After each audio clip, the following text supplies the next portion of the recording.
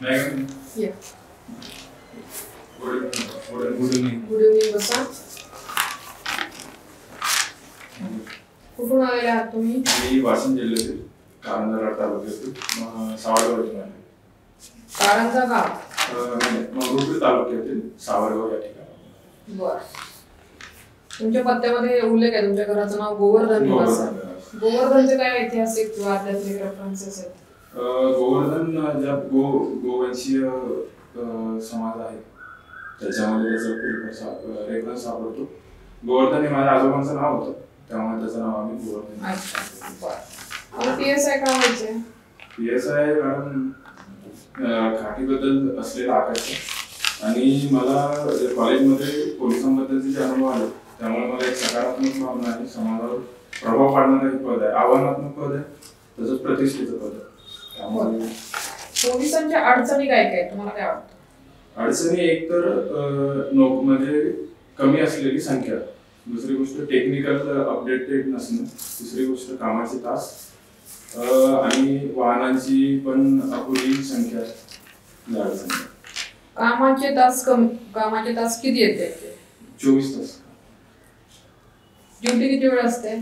आपण म्हणतो लिटरली 24 तासच ड्युटीवर असतात, पण ऑफिशियली त्यांची ड्युटी किती वेळ असते किंवा त्यांच्या ड्युटीच्या कालावधीविषयी असं कुठे एखाद्या कायद्यामध्ये एखाद्या नियमावलीमध्ये मेन्शन केलेलं आहे का? एमपीए मध्ये आहे मॅडम की पोलीस हा 24 तास ड्युटीवर असतो.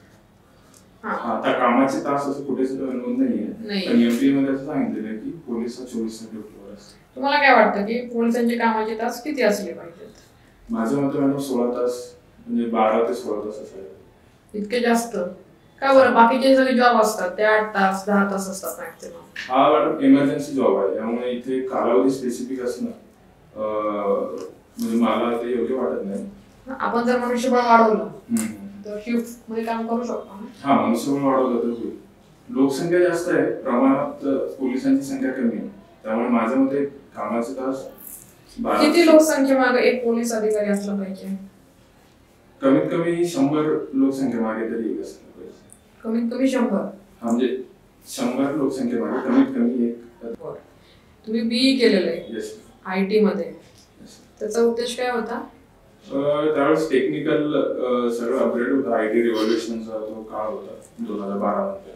त्यामुळे मला असं वाटलं की डिग्री. तुम्ही कॅम्पस इंटरव्ह्यू दिले होते का त्यावेळी? प्लेसमेंटचे इंटरव्ह्यू दिलेले आहेत. सिलेक्शन झालं होतं? नाही, माझं टेक्निकल नॉलेज कमी होतं त्यामुळे माझं सिलेक्शन झालं नाही. तुम्ही 17 पासून पूर्ण वेळ MPSC तयारी करताय. कुठल्या एक्झाम दिल्या? मी 20-21 ची राज्य मुख्य दिलेली आहे आणि कंबाईन ही 22. ओके. आणि तुम्हाला फिजिकलला किती मार्क आले? मला 67 मार्क. ठीक आहे. बघा, तुमचं ग्रॅज्युएशन इन्फॉर्मेशन टेक्नॉलॉजी मध्ये झालं. मला सांगा, IT कंपनीचा जो परिसर असतो त्या परिसरामध्ये कोणत्या प्रकारचे गुन्हे घडतात?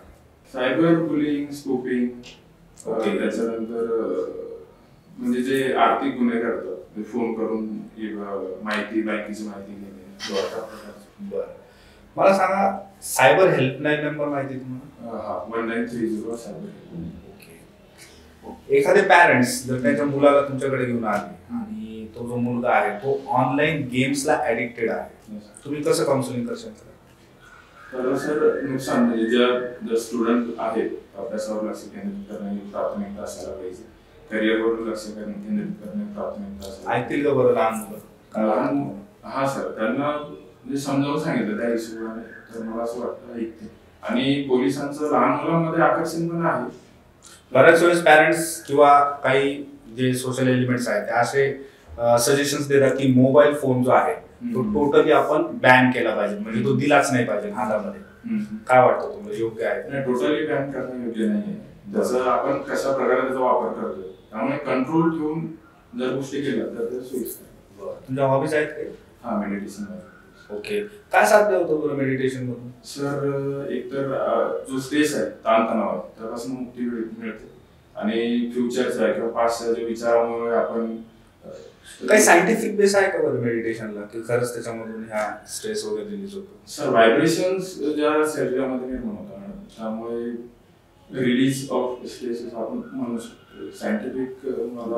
पोलीस दलामध्ये आल्याच्या नंतर कोणत्या क्षेत्रावरती तुमचा फोकस असेल? माझं सायबर क्राईम. तुम्हाला कुठलं ऍडिक्शन आहे का बरं? नाही. ऍडिक्शन हा वर्ड तुम्ही कसं बघता? Positive negative? पॉझिटिव्ह पण निगेटिव्ह पण.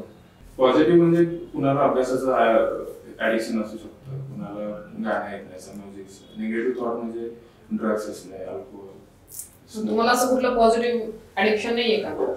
मेडिटेशन मी हॉबी किंवा ऍडिक्शन असं पण म्हणू शकतो, कारण मी रोज 10 मिनिटं 2 मिनिट मेडिटेशन करतो.